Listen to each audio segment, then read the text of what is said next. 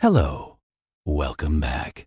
I'm Edward Peters, and tonight we're exploring something that goes back farther than most people realize. We'll be looking at what the earliest Sumerian writings actually tell us about existence, before their pantheon fully formed, long before the later myths about the Anunnaki took shape. This isn't sensational. It's not fast-paced. It's simply old knowledge, preserved in clay, meant to help you drift off. So settle in, get comfortable, and let's see how long you stay awake. Dim the lights if you haven't already. Find a comfortable position. Let your breathing slow. Tonight's story moves at the pace of ancient scribes, methodical, repetitive, grounding. There's no drama ahead, only the steady rhythm of facts written thousands of years ago. Let yourself relax into the details. If you fall asleep halfway through, that's exactly what this is for. There's no need to remember everything. Just let the words wash over you. The oldest Sumerian writings date back more than 4,000 years. Think about that for a moment. 4,000 years. Long before the Roman Empire, long before the birth of Christ, long before the great philosophers of Greece walked the earth. These were the first people to write down their thoughts, their records, their stories. Scribes pressed wedge-shaped marks into soft clay using sharpened reeds, creating what we now call cuneiform. The process was simple but required patience. A scribe would take a lump of wet clay, flatten it into a tablet about the size of your hand, and then carefully press symbols into its surface. Each mark was a small wedge, a triangle pressed into the clay at different angles. Hundreds of these wedges formed words. Hundreds of words formed sentences. Hundreds of sentences filled the tablet. These tablets come from the southern marshlands of Mesopotamia, where cities like Uruk, Nippur, and Eridu once stood. This was a flat landscape of rivers and canals, reeds and mud. The ground was soft, waterlogged in places. The sky stretched wide and empty. And in this landscape, humans built the world's first cities.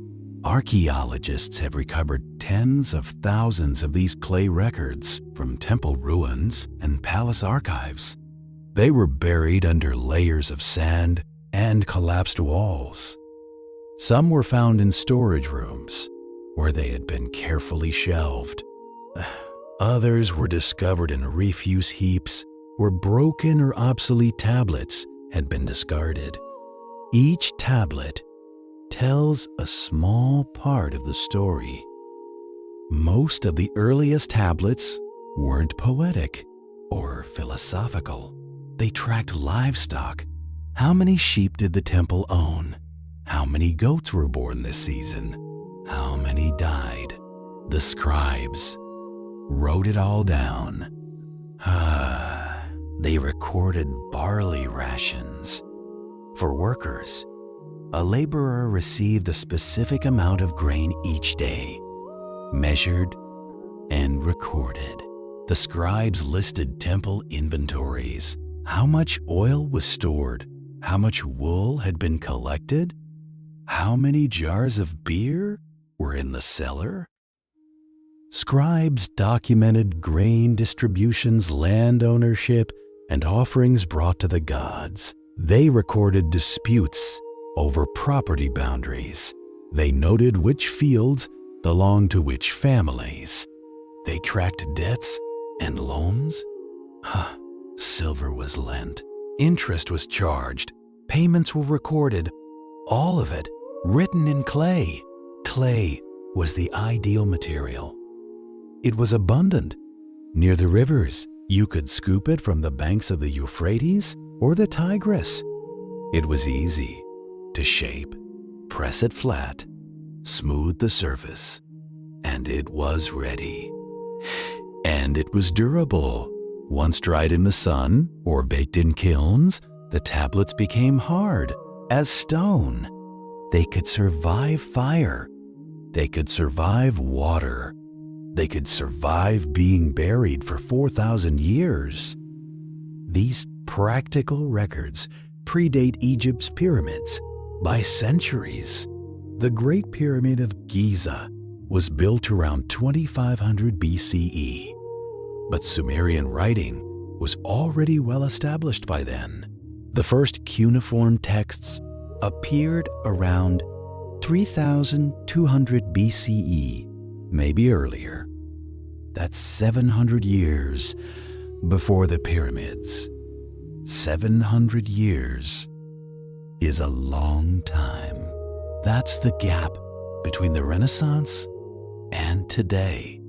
These records show us the first cities organizing themselves, managing resources, and building institutions. They show us bureaucracy being invented. They show us accounting being invented. They show us the first attempts to manage complex societies with thousands of people living together. Only later did Sumerian writers begin recording their ideas about how the world began, where the gods came from, and why humans existed. Once the practical systems were in place, once the scribes knew how to write, once the temples had libraries, once there was time and resources to spare, then the myths were written down. These creation narratives formed the earliest written attempts to answer existential questions. Where did we come from? Why are we here? What happens after we die? Sumerian cosmology begins not with a god, but with Nammu, the primordial sea. Picture this. Not an ocean as we know it today, with waves and coastlines and horizons, but an infinite, boundless expanse of dark water. There were no shores, no land to divide the water, just water, stretching in all directions, forever. Nammu wasn't a person or a deity with a personality. She wasn't a woman floating in the water. She wasn't anything you could see or touch. She was the water itself. The Sumerians didn't imagine her with a face or hands or emotions. She was the boundless dark ocean that existed before anything else, before light, before sound, before movement. There was no sky, no land, no time. Try to imagine it. No up or down, no direction, no change, just water, silent and undivided, still, waiting. From Nammu emerged An, representing the heavens, and Ki, representing the earth. But in the earliest versions of the myth, An and Ki were not separate. They didn't float apart. They didn't exist in different places. They formed a single, unified mass. Imagine a sphere. The top half is An, the sky. The bottom half is Ki, the earth. But they're pressed together so tightly that there's no gap, no crack, no separation. There was no space between them, no light, no movement. The cosmos was compressed, static, waiting. Everything was potential, but nothing had happened yet.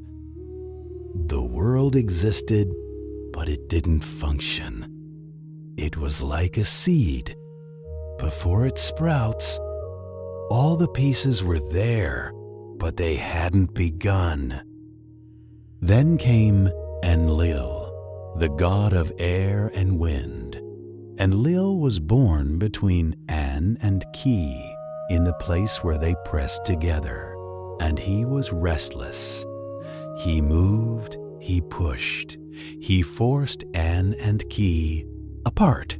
Picture it like this. Take your hands and press them together. Palm to palm, that's An and Ki. Now slowly pull them apart. The space that opens between them, that's Enlil. That's the air. That's the atmosphere. That's where we live. Enlil forced An and Ki apart, creating the atmosphere, the space called Lil in their language. This wasn't a quick event. It took time. Slowly, and rose upward, becoming the dome of the sky. Slowly, Ki sank downward, becoming the flat disk of the earth, and between them, Enlil ruled. This act established 3 distinct realms, heaven above, earth below, and the air between them, and ruled the sky. He governed the stars, the planets, the high clouds where rain formed. Ki governed the land. She was the soil, the rocks, the mountains, the valleys, and Enlil took control of weather, storms, and the winds that brought rain. The Sumerians describe this not as a romantic creation story, but as the ordering of elemental forces. There was no love story here, no marriage, no divine couple gazing into each other's eyes. Their gods weren't human-like figures with emotions. They didn't laugh or cry or argue or embrace. They were the sky itself, the earth itself, functions, forces, elements. The myths focused on structure and function. Why does rain fall? Because An holds the water, and Enlil brings the wind, and the wind pushes the rain down to Ki. Why do seasons change? Because Enlil shifts his winds. Why does the world have boundaries? Because An and Ki were separated, and those boundaries are real, physical, permanent. This was a practical cosmology. It explained what the Sumerians saw every day. Sky above, ground below, wind and weather in between. Eridu was the oldest city in Sumer. When archaeologists first excavated the site in the 1940s and 1950s, they found layers upon layers of occupation. The deeper they dug, the older the remains. At the very bottom, they found the earliest structures, simple mud brick platforms, hearths, pottery. Archaeological evidence dates its founding to around 5,400 BCE. That's more than 7,000 years ago. To put that in perspective, that's older than Stonehenge, older than the earliest Egyptian dynasties, older than the domestication of the horse. This was the dawn of urban civilization. Eridu stood near the edge of the Persian Gulf, where the Tigris and Euphrates rivers met the sea. The landscape there was marshy and wet. Reeds grew thick along the water. Fish were abundant. Waterfowl nested in the reeds. The soil was fertile when you could drain it and plant crops.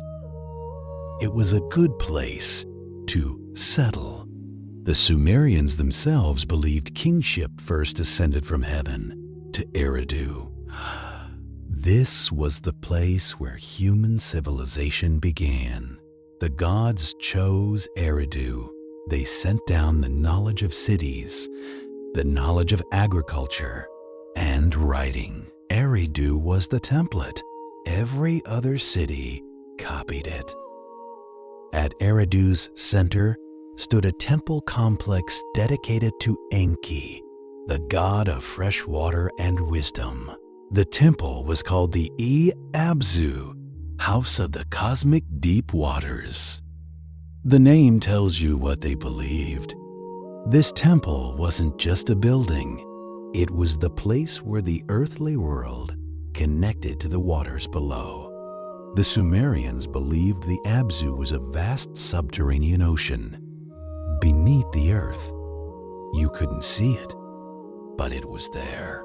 Every spring that bubbled up from the ground was a crack into the Abzu. Every well that filled with water was drawing from the Abzu, the source of all springs, rivers, and wells. And Enki dwelled there, guarding the life-giving water. Excavations at Eridu uncovered 18 distinct layers of temple construction. 18 times over the course of more than 2,000 years, the people of Eridu rebuilt the temple. Each time they built it larger. Each time they made it more elaborate. The earliest temple was a small mud brick shrine, barely 10 feet across. By the final phase, the temple covered several acres, with courtyards and storerooms and workshops.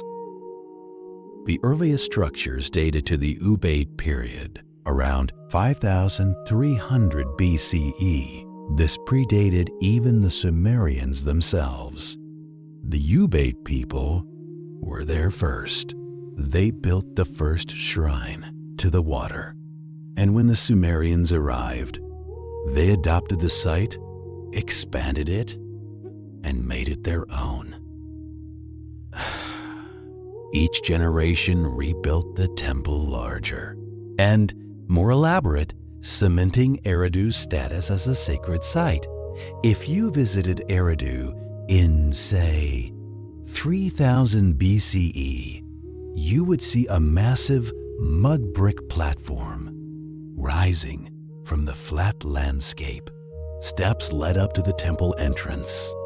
Inside, in the central room, stood a statue of Enki. The walls were whitewashed. The floors were packed earth, swept clean. Incense burned constantly, filling the air with smoke. The smell of bread baking, the smell of beer fermenting. The priests chanting prayers. Pilgrims traveled from across Mesopotamia to worship at Enki's shrine. They brought offerings, a basket of barley, a jar of oil, a young lamb. The priests accepted the offerings, recorded them on clay tablets, and performed rituals on behalf of the pilgrims. It was a constant flow of people, goods. The temple functioned as more than a religious center. It was the center of everything. Priests managed vast agricultural lands. They owned fields stretching for miles. They organized labor for irrigation projects. Workers dug canals, maintained levees, planted and harvested crops. And all of it was managed by the temple. They stored surplus grain. In good years, when the harvest was plentiful, the grain was collected and stored in large ceramic jars. These jars lined the walls of the storerooms, hundreds of them. In bad years, when the harvest failed, the temple distributed grain to prevent famine. Scribes kept detailed records of offerings, rations, and goods on clay tablets. Every transaction was recorded. Worker received 3 liters of barley today. Another worker received 2. A third received 4 because he had a family. The scribes wrote it all down. This tablet records deliveries to the temple. That tablet records distributions from the temple. Another tablet lists debts. Another lists loans. The temple employed farmers, herders, craftsmen, and textile workers. It employed potters who made the jars, weavers who made the cloth, metal workers who made tools, carpenters who built the furniture, all receiving food and supplies in exchange for their labor. This system, temple-managed redistribution, shaped the economic foundation of Sumerian society. It wasn't capitalism. There was no money, no wages as we understand them. It was a redistribution economy. You worked for the temple, and the temple gave you what you needed to survive. Barley, oil, cloth, beer. The temple controlled the surplus and redistributed it. This allowed large numbers of people to live together in one place without starving. The Sumerians built their cities along rivers, marshes, and canals. If you looked at a map of ancient Sumer, you'd see that every city was positioned near water. Uruk on the Euphrates, Nippur on the Euphrates, Lagash near a canal, Eridu near the Gulf. Water was everything. Survival depended entirely on managing water. The climate was hot and dry. Summer temperatures reached well over 100 degrees Fahrenheit. Rain was rare, mostly falling in winter. Without irrigation, nothing grew. The land was essentially desert, so they dug irrigation channels. These weren't small ditches. These were major engineering projects. Canals 10 feet wide, running for miles. They diverted river water to their fields, allowing them to grow barley, wheat, and vegetables in otherwise arid land. Workers spent weeks digging and maintaining these canals. It was hard labor, done under the hot sun, but it was necessary. Without the canals, there were no crops. Without crops, there was no food. Reeds from the marshes were woven into mats, baskets, and even boats. Reeds grew thick along the water's edge. They were harvested, dried, and bundled. Weavers turned them into mats for floors and walls. They made baskets for carrying grain. They even made boats, large, sturdy vessels woven from reeds and sealed with bitumen. These reed boats could carry heavy loads. Boats were essential for trade and communication. The roads were poor, dirt tracks that turned to mud in the rain. It was easier to travel by water. Sumerians transported grain, fish, pottery, wool, and textiles between cities by water. A boat could carry far more than a donkey, and it moved faster. You could load a boat in the morning in Uruk and reach Eridu by evening. Fishing provided steady protein.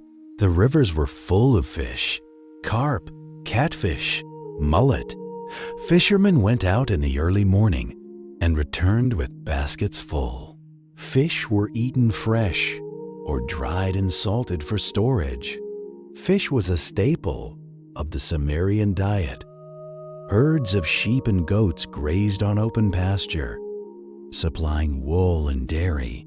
Shepherds led the animals away from the cities to graze. The sheep provided wool for textiles. Goats provided milk and cheese.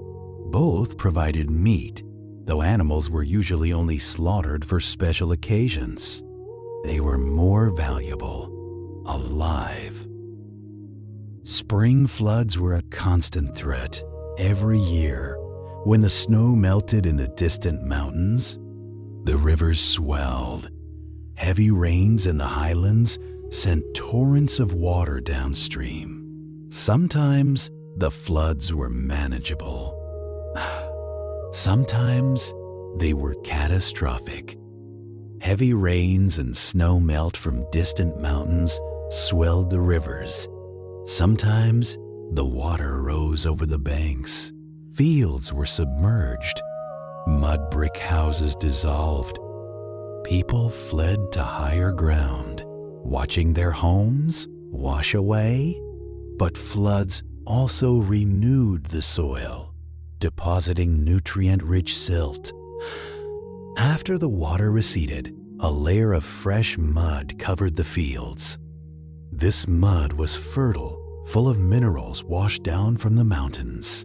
Crops grew well in the year after a flood, so the Sumerians had a complicated relationship with the floods, necessary but dangerous. The Sumerians built levees and drainage systems to control the water's destructive power. Levees were earthen walls built along the riverbanks to keep the water contained. Drainage ditches channeled excess water away from the cities. It was constant maintenance. Every year, the levees had to be rebuilt or reinforced. They saw fresh water as a divine gift. It came from the gods. Specifically, it came from Enki, who lived in the Abzu beneath the earth. The world itself, they believed, floated on the waters of Nammu. The entire earth was like a boat floating on an infinite ocean. And beneath the earth, the Abzu fed every spring and well. Enki's Abzu lay beneath the earth, feeding every spring and well. When you dug a well and struck water, you were breaking through to the Abzu. When you saw a spring bubbling up from the ground, that was Enki's gift.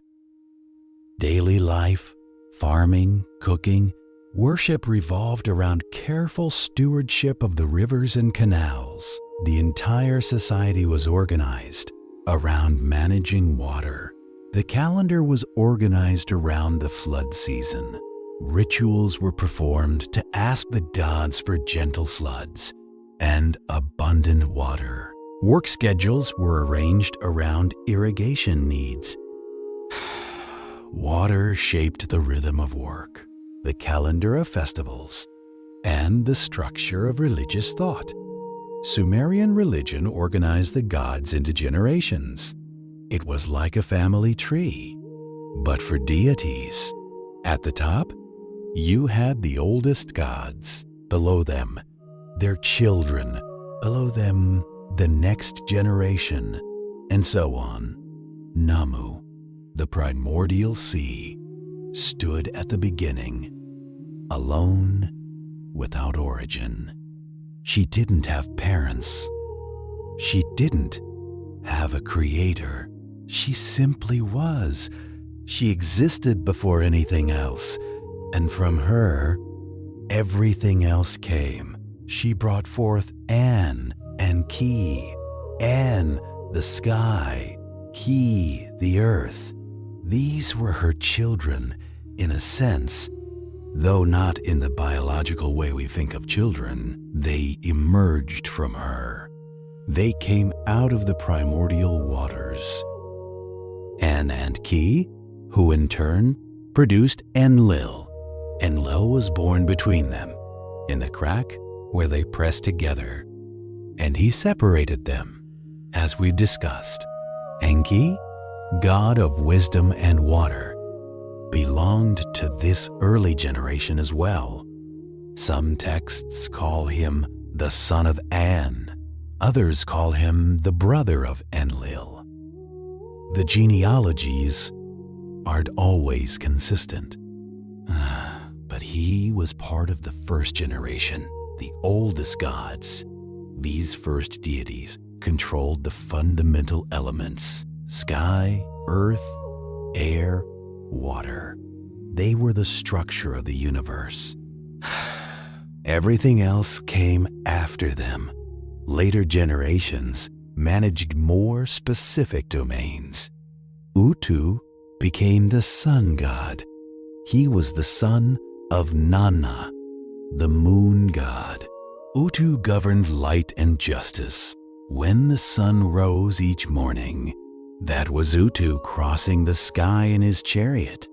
He saw everything from up there. He witnessed oaths and contracts. He punished liars and thieves.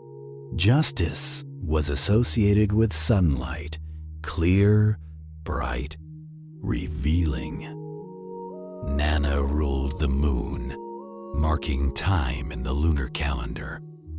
His movements across the sky measured the months. The Sumerians used a lunar calendar. Each month began with the new moon.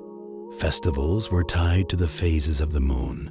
Nanna's cycles governed the passage of time. Inanna, goddess of love, war, and fertility, influenced both creation and destruction. She was a complex figure. On one hand, she was the goddess of love and sex, beauty and desire. On the other hand, she was the goddess of war, violence, and conquest. She could bring life or take it away. She was unpredictable, passionate, dangerous. The Anunnaki appeared as a later group within this hierarchy. They were not part of the first generation. They came later, after the structure of the universe was established. Their name translates as princely offspring or offspring of An. They were descendants of the sky god, children or grandchildren or great-grandchildren. The texts don't specify exact relationships, but they were numerous. 7 of them, or maybe more. The number varies. They were not creators or world builders. They didn't shape the cosmos. They didn't separate heaven and earth. They didn't create humanity. That work was already done by the time they appeared. Instead, Sumerian texts describe them as judges, particularly in the underworld. Their role was judicial. They heard cases. They pronounced judgments. They numbered 7 or more and held court in Kur, the realm of the dead. Kur was beneath the earth, a dark, cavernous place. All souls went there after death, and the Anunnaki were the judges who decided the fate of those souls. In myths like Inanna's descent, the Anunnaki pronounced judgment even on gods who entered their domain. In that story, Inanna descends to the underworld to visit her sister Ereshkigal, queen of the dead. As Inanna passes through the 7 gates of the underworld, she is stripped of her divine powers. By the time she reaches the throne room, she is naked and powerless. The Anunnaki judge her and sentence her to death. Even a goddess is not above their authority. In Kur, they enforced fate and maintained cosmic order. The Sumerians believed that fate was written. The divine decrees set the rules for how the world worked, and the Anunnaki made sure those rules were followed. Their authority extended to distributing the divine decrees governing kingship, law, crafts, and social structure. The were like blueprints for civilization. One governed kingship, another governed priesthood, another governed warfare, Another governed music. Another governed sex. There were dozens, maybe hundreds, and the Anunnaki helped distribute and enforce them. But they did not rule the heavens or the earth. An ruled the heavens. Enlil ruled the earth and the air. Enki ruled the waters. The Anunnaki didn't have those domains. Their power was judicial, not creative. They maintained order. They judged. They enforced. But they didn't create or rule. Each Sumerian city had its own patron deity. Uruk belonged to Inanna. Nippur belonged to Enlil. Eridu belonged to Enki. Ur belonged to Nanna, and so on. Each city built a great temple to its patron god. Temples served as administrative and economic hubs. As we discussed, they weren't just places of worship. They managed land. They stored grain. They employed workers. They kept records. The temple was the center of the city's economy. Priests performed daily rituals to maintain the god's favor. Every morning, the statue of the god was woken up. Priests sang hymns. They washed the statue. They dressed it in fine cloth. They offered it food, bread, beer, meat, fruit. At midday, more offerings. In the evening, the god was put to bed. This happened every single day, without fail. The gods required constant attention. The divine hierarchy mirrored the structure of Sumerian society. Authority divided, responsibilities assigned, order maintained through careful administration. Just as the gods had specific roles, so did humans. Priests, scribes, farmers, craftsmen. Everyone had their place. Everyone contributed. And the whole system functioned smoothly because everyone knew their role and performed it. Sumerian texts describe a time when the gods themselves performed all necessary labor. In the very beginning, after the world was created, but before humans existed, the gods did all the work. They dug irrigation canals. Picture this. The gods, these powerful divine beings, out in the hot sun with shovels, digging ditches. They tended fields. They planted seeds, pulled weeds, harvested crops. They built temples. They carried bricks, mixed mortar, laid foundations. Over time, this work became unbearable. It was hard. It was repetitive. It was endless. Day after day, the same tasks.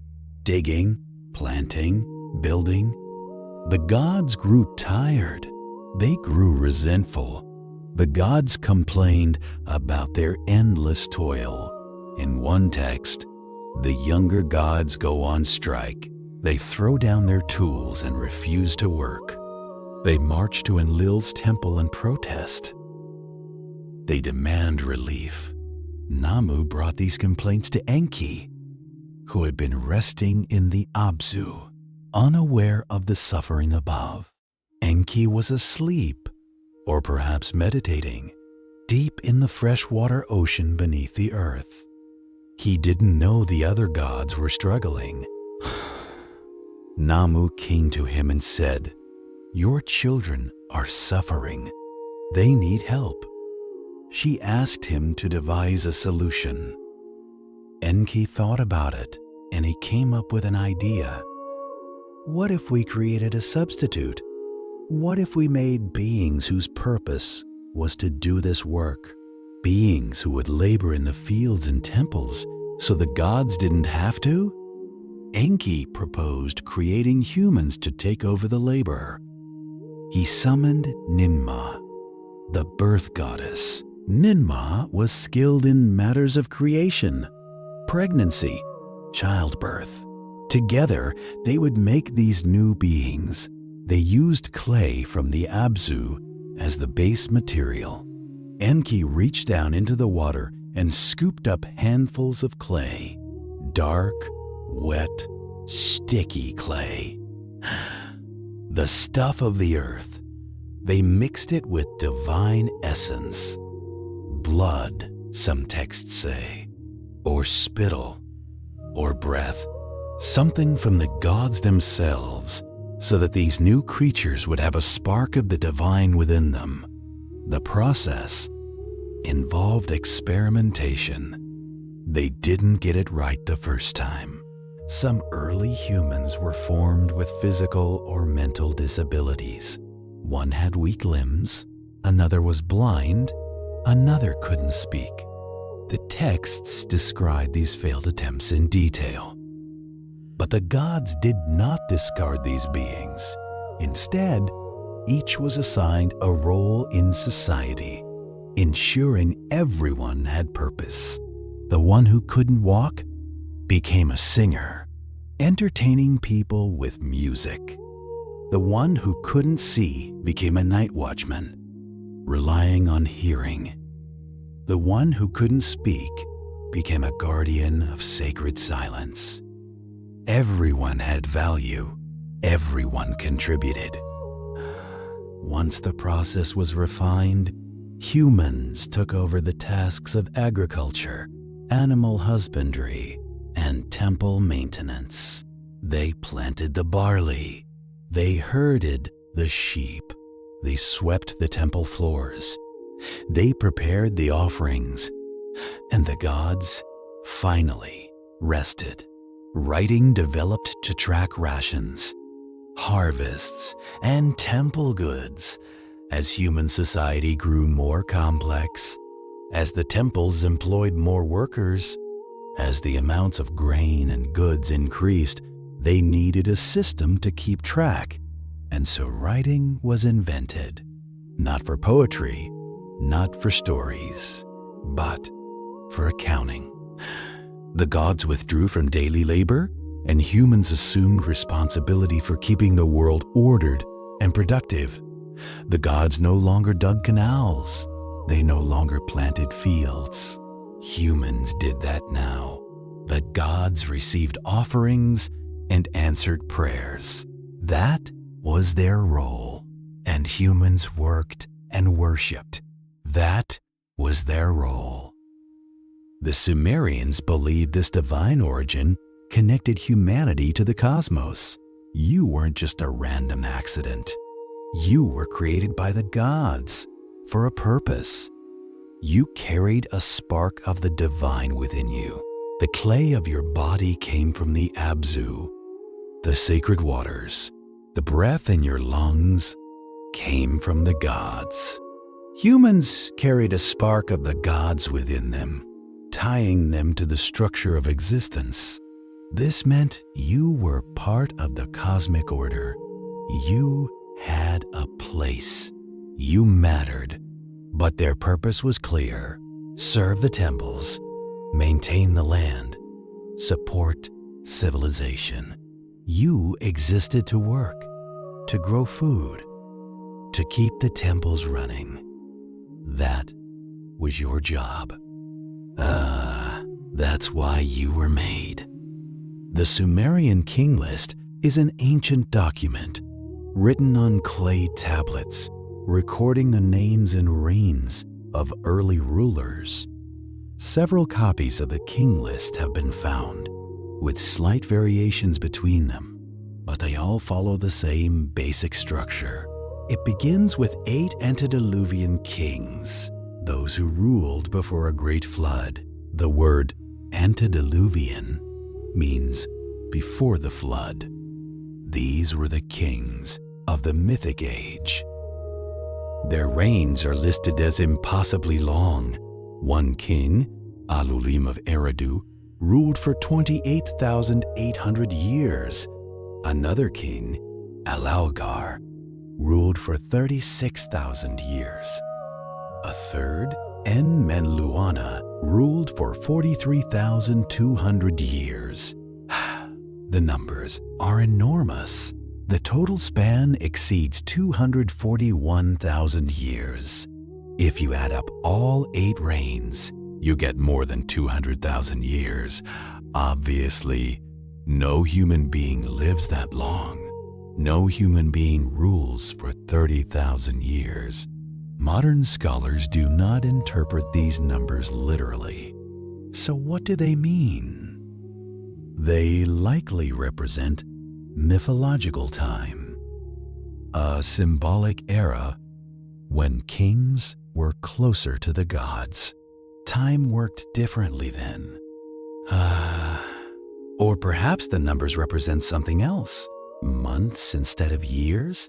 Or perhaps they're completely symbolic.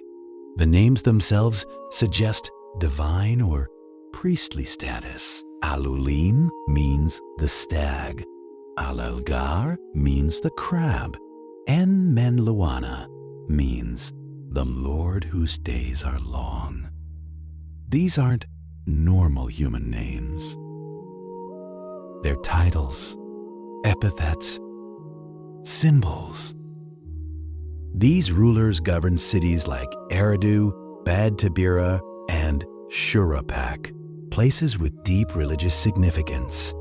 Eridu, as we've discussed, was the first city, the birthplace of civilization. Bad-Tabira was associated with metalworking and crafts. Shuruppak was the city of the flood hero, Zusudra. The King List states that after these 8 kings, the flood swept over the land. That's the exact phrase. The flood swept over, and everything ended. The antediluvian age was over. This event marks the boundary between mythic and historical time. Before the flood, myth. After the flood, history. The flood is the dividing line. After the flood, kingship descended again from heaven. This time to the city of Kish. The gods chose a new city to receive kingship, and the kings of Kish ruled for shorter periods. Post-flood reigns are measured in decades or centuries, still long, but closer to human scale. One king ruled for 140 years, another for 90, another for 40. These are still longer than any human actually lives. But they're not tens of thousands of years. They're at least within the realm of exaggeration rather than pure myth. The document reflects Sumerian belief that authority came from the gods. Kings didn't seize power, they didn't fight their way to the throne. Kingship descended from heaven. The gods chose who would rule, and that ruler was their representative on earth. Kings were intermediaries between the divine and mortal realms. They performed rituals. They maintained temples. They ensured the gods were worshipped properly. They managed public works. They organized the digging of canals and the building of walls. They led military campaigns when necessary, defending the city from enemies. Cities like Uruk, Ur, and Lagash rose to prominence, each with its own patron deity and temple complex. These cities became powerful. They controlled large territories. They dominated trade routes. And their kings claimed descent from the antediluvian kings, legitimizing their rule. The King List blends myth, legend, and early history. It's not a straightforward historical document, but it's not pure fiction either. It shows the Sumerians using narrative to explain the origins of governance, the transition from divine to human rule, and the importance of continuity across generations. It connects the present to the distant past, showing that today's rulers are part of an unbroken line, stretching back to the beginning of time. As humanity grew in number, the noise from their cities rose to the heavens. Imagine it, thousands of people living in one place.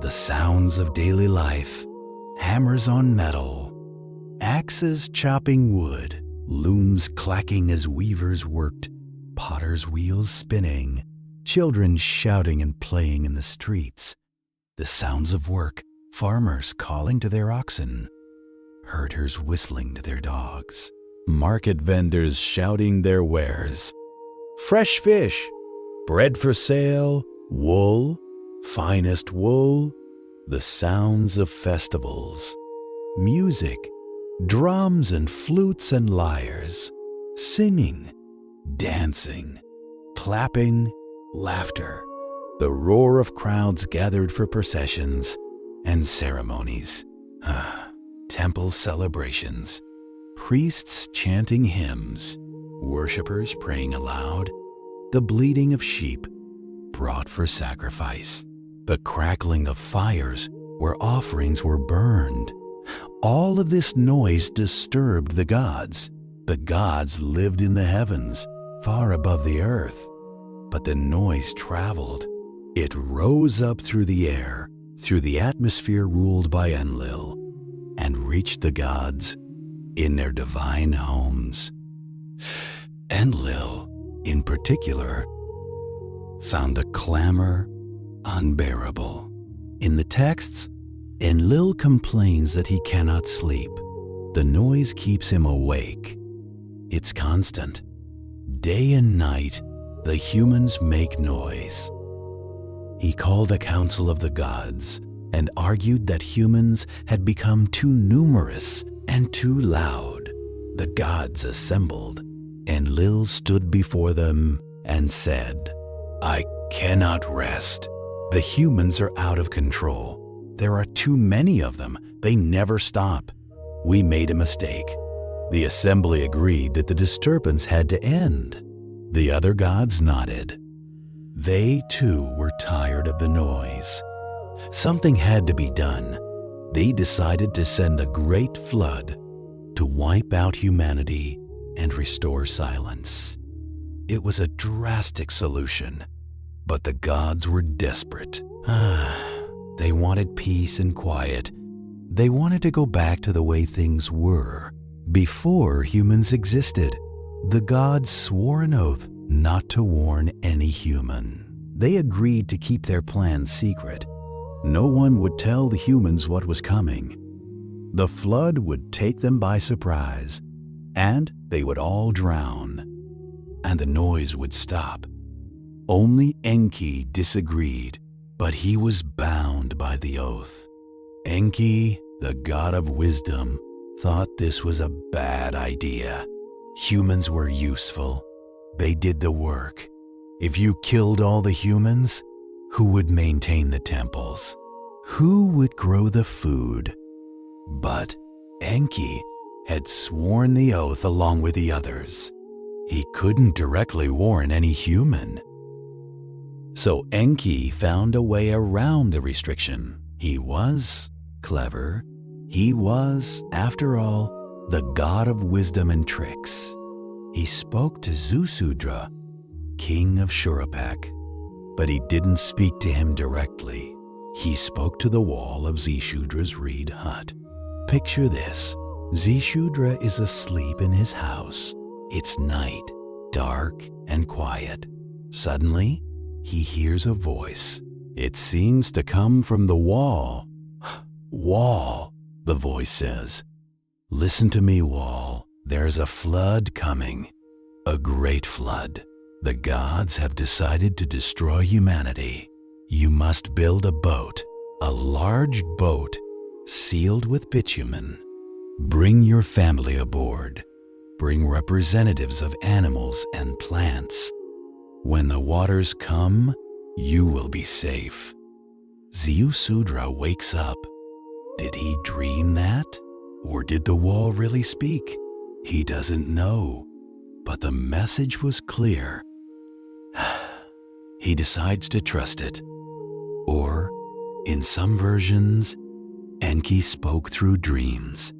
Ziusudra had a vision in his sleep. The god came to him and gave him instructions. Either way, the result was the same. Enki instructed Ziusudra to build a large boat, seal it with bitumen, and bring his family and representatives of animals and plants aboard. Ziusudra followed the instructions. He gathered workers, he cut reeds and wood, he built a large boat big enough to hold his family and supplies. He sealed every crack with bitumen, a black tar-like substance that made the boat watertight. He loaded the boat with food, dried fish, grain, beer. He brought his wife, his children, maybe some servants. He brought sheep and goats, a pair of each. He brought seeds for replanting crops after the flood, and then he waited. When the flood came, he and his household were safe inside the boat. The rains began. Not ordinary rain, but torrential downpours. The sky opened up. Water poured down in sheets. The rivers overflowed. The canals burst. Water covered the fields, then the streets, then the rooftops. The storm lasted 7 days and nights. 7 days of constant rain and wind. The boat rocked and creaked. Inside, Ziusudra and his family huddled in the darkness, listening to the roar of the storm outside. Waters covered the land, destroying cities and fields. Mud brick houses dissolved. Temples collapsed. Everything was swept away.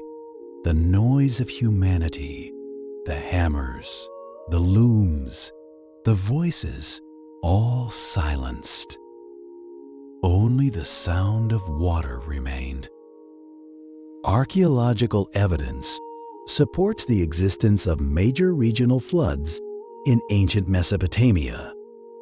Archaeologists digging at Sumerian sites have found flood layers, thick deposits of river mud, interrupting the normal layers of occupation.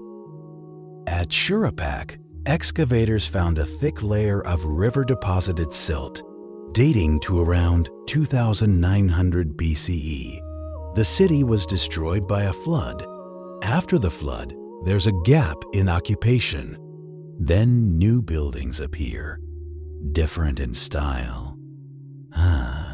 It's clear that something catastrophic happened. Similar flood layers appear at Kish and other sites. Not every city shows a flood at the same time. The floods were local, not universal. But they were devastating. These were not global events, but devastating local catastrophes caused by heavy rains and snowmelt from the Zagros Mountains. The mountains to the north and east of Mesopotamia are high. In winter, they're covered with snow. In spring, the snow melts and the water flows downhill into the rivers. If there's an unusually heavy snowfall or an unusually warm spring, the rivers flood, inundating low-lying settlements. The cities of Sumer were built on flat land near the rivers. They were vulnerable. A major flood could submerge entire neighborhoods. People drowned. Livestock drowned. Stored grain was ruined. It was a disaster. The Sumerian flood myth preserved the memory of these disasters. The story of Ziusudra and the Great Flood isn't pure fiction. It's based on real events. Real floods that destroyed real cities. The details were mythologized. The 7 days and nights, the god's decision. The boat that saved one family, but the core of the story is a collective memory of catastrophe.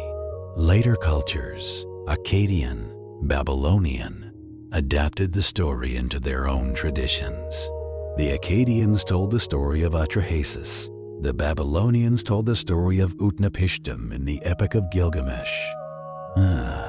Different names, different details, but the same basic story. A great flood, one man warned by a god, a boat, survival. The story spread and evolved, but it always pointed back to those early floods in Sumer. When the waters receded, Ziusudra emerged from the boat. The rain had stopped. The sky was clear. The sun shone down on a transformed world. Mud everywhere. Debris. The wreckage of civilization. He built an altar on dry land. He gathered stones and stacked them.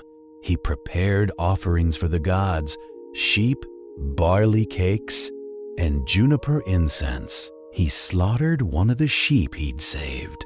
He baked bread from the grain. He burned juniper wood, and the smoke rose into the sky. The gods gathered to receive the sacrifices. They smelled the incense. They smelled the roasting meat, and they realized something. They were hungry. There had been no offerings for 7 days. No one to worship them. No one to feed them. Enlil was furious at first that any humans had survived. He descended from the heavens and saw the boat. He saw Ziusudra offering sacrifices. He shouted, "How is this possible? We swore an oath. Who warned this man?" He demanded to know how his plan had been circumvented. The other gods looked around nervously. Who broke the oath?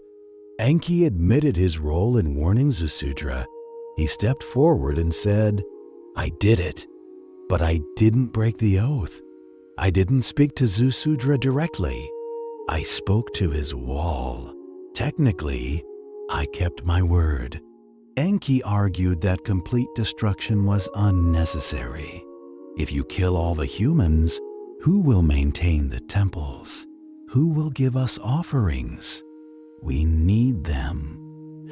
The divine assembly debated humanity's fate. Some gods agreed with Enlil.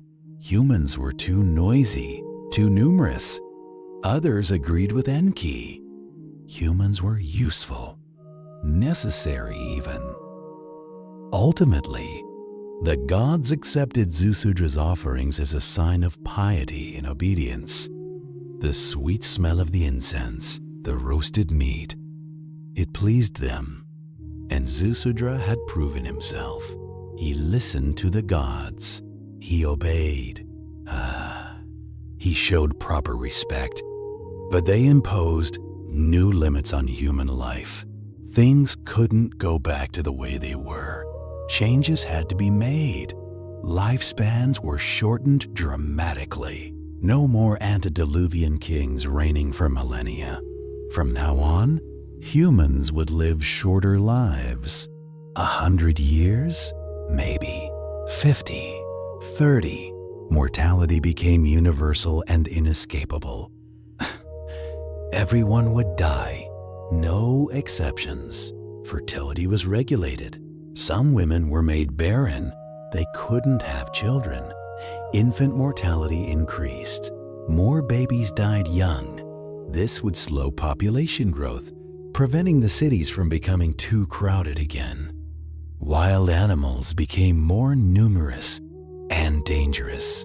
Before the flood, animals were mostly docile. Now, lions and wolves and leopards hunted humans. Snakes and scorpions became venomous. The wilderness became a place of danger. Diseases previously unknown began to afflict humans and livestock.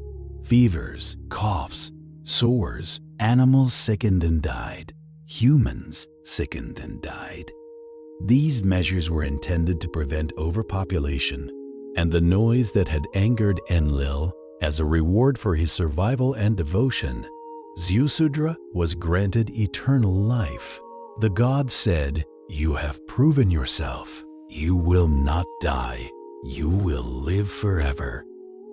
He was sent to dwell in Dilmun, a distant land described as pure and free from sickness or death.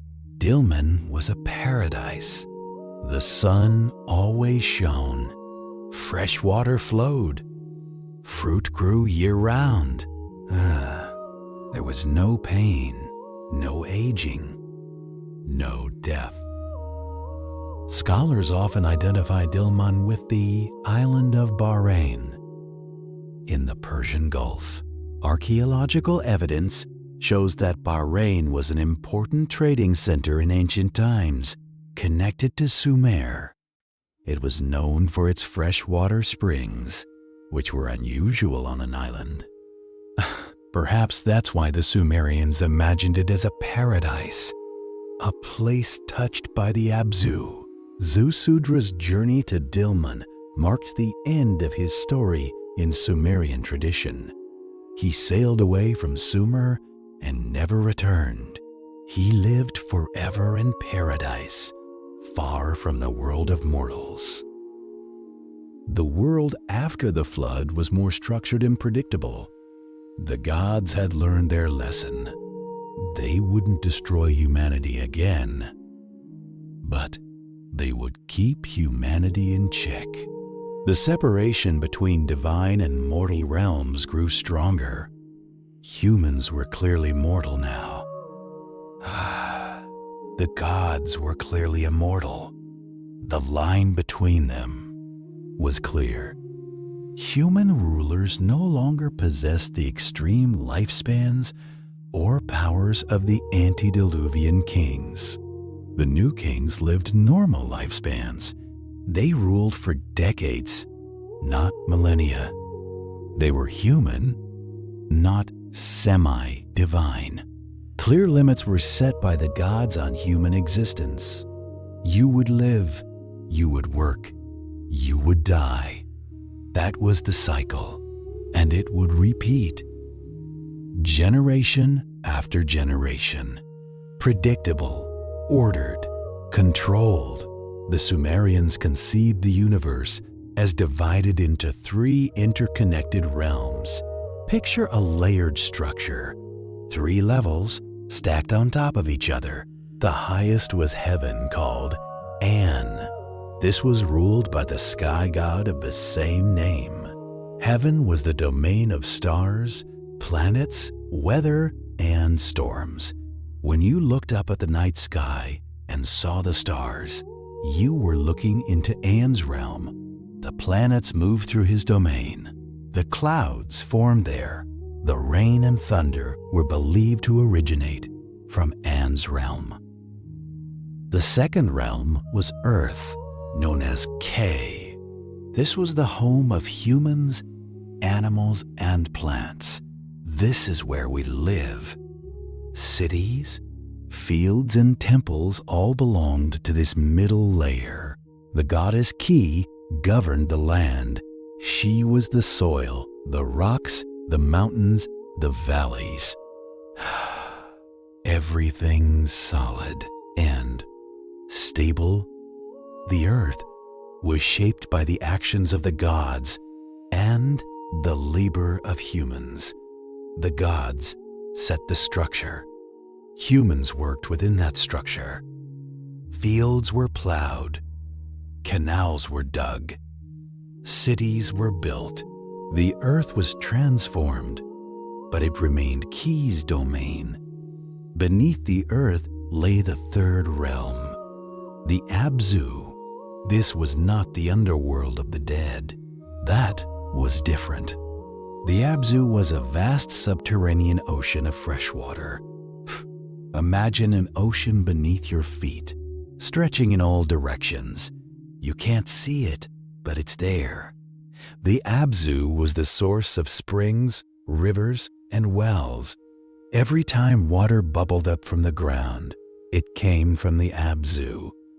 Every well drew from the Abzu. Every river ultimately flowed from the Abzu. Enki ruled this deep water from his temple in Eridu. His temple, as we discussed, was called the Abzu, the house of the cosmic deep waters. It was positioned directly above a connection to the Abzu. Enki dwelled there, beneath the earth, in the water. The Sumerians believed all life depended on the Abzu's waters. Without the Abzu, there would be no rivers. Without rivers, no irrigation. Without irrigation, no crops. Without crops, no life. The Abzu was the foundation of everything. The underworld, called Kur, was separate from the Abzu. Kur was to the side, or perhaps below the Abzu. The geography is unclear, but it was definitely a different place. Kur was a dark, cavernous realm where all souls went after death, regardless of their actions in life. It didn't matter if you were a king or a slave, a good person or a bad person. Everyone went to Kur. Ereshkigal, Queen of the Dead, ruled Kur. She was a grim figure, stern, unyielding. She had no pity. She showed no favoritism. She ruled the dead with absolute authority. The Anunnaki served as judges there, deciding the fate of souls and maintaining order. They sat in council, hearing the cases of the newly dead. They pronounced judgments. They enforced the rules of Kur. Entrance to Kur was through guarded gates. 7 gates, according to some texts. At each gate, you had to leave something behind. Your clothing, your jewelry, your divine powers, if you had any. By the time you reached the center of Kur, you were stripped of everything. The dead required proper burial rituals and regular offerings from living relatives. When someone died, their family performed a funeral. The body was buried with grave goods, food, drink, tools, jewelry. And after burial, the family continued to provide offerings. They poured libations of beer or water into the ground so the liquid would reach the dead below. They left food at the grave. Without these, souls were believed to suffer hunger and thirst. A soul with no family, no one to remember them, would wander Kur hungry and cold. It was a miserable existence. The Sumerians did not imagine a heaven or hell. There was no reward for good behavior, no punishment for bad. Everyone had the same fate. A shadowy existence in Kur, sustained only by the offerings of the living. These 3 realms, An, Ki, and the Abzu, along with Kur, formed the complete structure of the Sumerian cosmos. Heaven above, earth in the middle, the Abzu below, and Kur off to the side or beneath the Abzu. Each had its own gods, boundaries, and functions. Each realm operated according to its own rules. And together, they formed a coherent system. This framework shaped Sumerian religion, daily life, and their understanding of natural events. When it rained, that was An sending water down. When a spring appeared, that was the Abzu breaking through. When someone died, their soul went to Kur. Everything had an explanation. Everything fit into the structure. In the 20th century, alternative interpretations of Sumerian texts emerged outside academic circles. As ancient texts were translated and published, some people began reading them with new eyes. They saw things that professional scholars didn't see, or they claimed to see things. Writers like Zecharia Sitchin published books claiming the Anunnaki were extraterrestrial beings. Sitchin was born in Russia in 1920, grew up in Palestine, and eventually moved to the United States. He had an interest in ancient history and archaeology. He taught himself to read Cuneiform, or so he claimed. In 1976, he published a book called The 12th Planet. In it, he argued that Sumerian texts described advanced technology, space travel, and genetic engineering.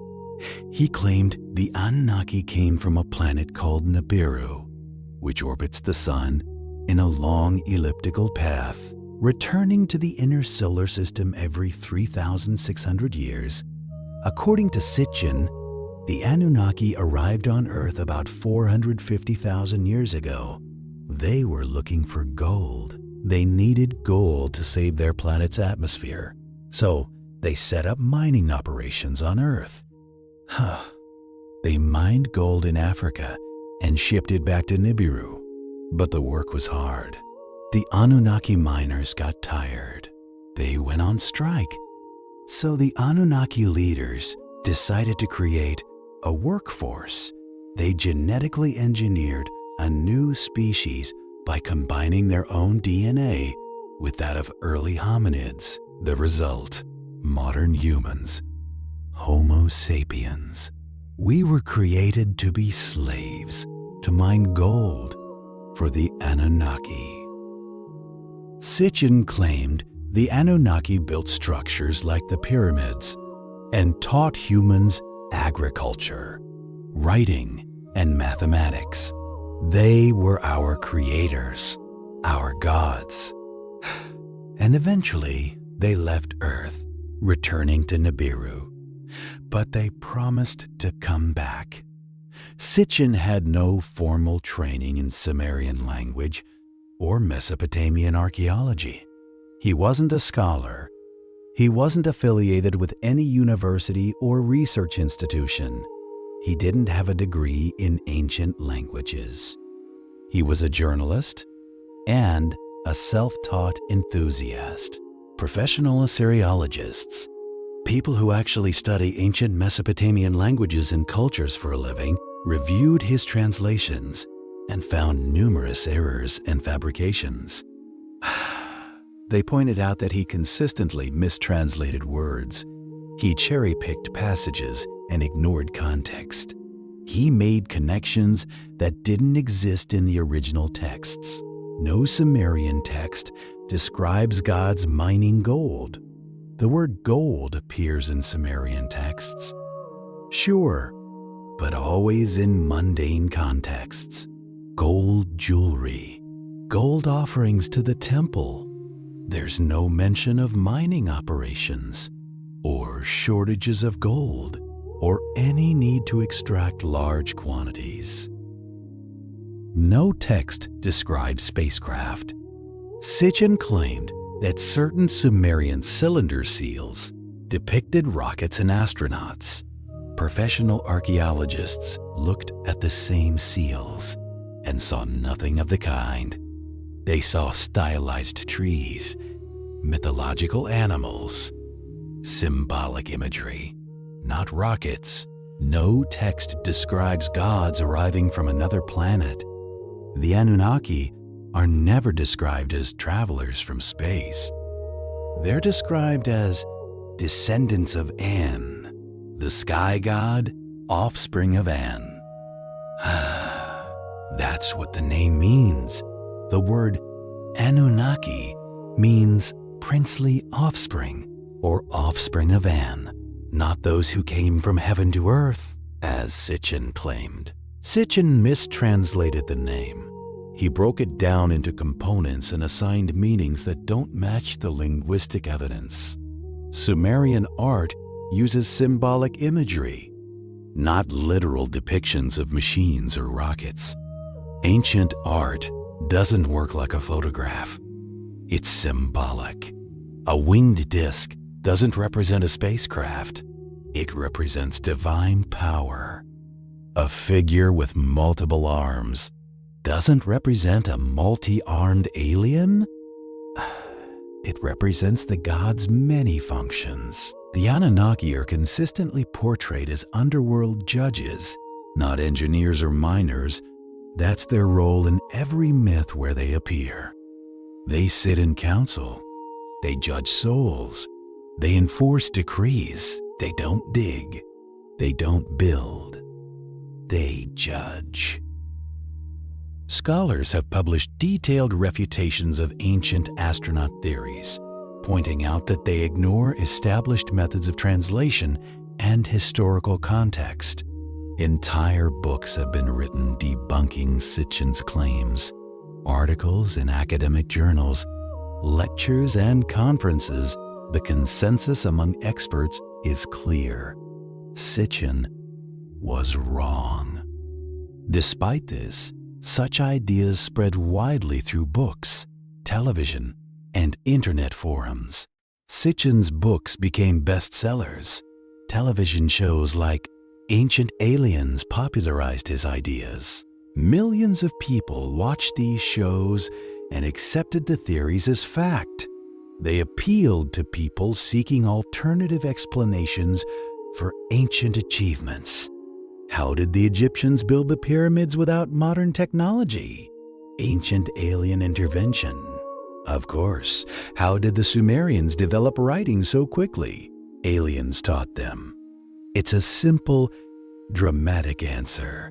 And for some people, it's more satisfying than the complicated, evidence-based explanations offered by scholars, but they remain unsupported by archaeological or linguistic evidence.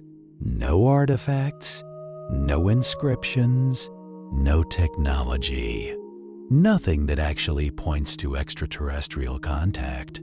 Academic consensus holds that Sitchin's theories are not credible. If you want to understand Sumerian mythology, don't read Sitchin. Read actual scholars. Read translations by Assyriologists. Read books published by university presses.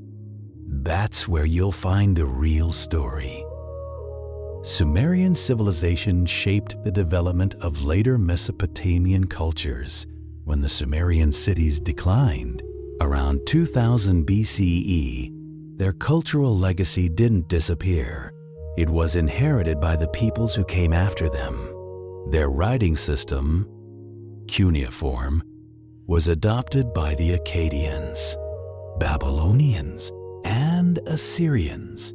The Akkadians spoke a different language, a Semitic language related to Hebrew and Arabic. But they used the same writing system the Sumerians had invented. They adapted it, modified some signs, added new symbols, but the basic structure remained. The Babylonians and Assyrians continued this tradition. For more than 2,000 years after the Sumerian language died out, people in Mesopotamia were still writing in cuneiform. Many Sumerian myths, including creation stories and the flood narrative, were translated and adapted into Akkadian literature. Scribes took the old Sumerian tablets and translated them. Sometimes they translated them word for word. Sometimes they adapted them, changing details, adding new elements, combining different stories. The Epic of Gilgamesh, written in Akkadian, drew directly from earlier Sumerian tales. Gilgamesh was a Sumerian king of Uruk. The Sumerians told stories about him. Later, Akkadian scribes took those stories and wove them into a long epic poem. The flood story in Gilgamesh is clearly based on the earlier Sumerian flood myth. The hero's name is different, Utnapishtim instead of Ziusudra, but the story is the same. Religious practices established in Sumer continued across Mesopotamia for millennia. The concept of patron deities for each city, the structure of temple economies, the role of priests as administrators, all of this began in Sumer and continued long after the Sumerian language was forgotten. Each city had a god. The temple of that god was the center of the city. This pattern persisted.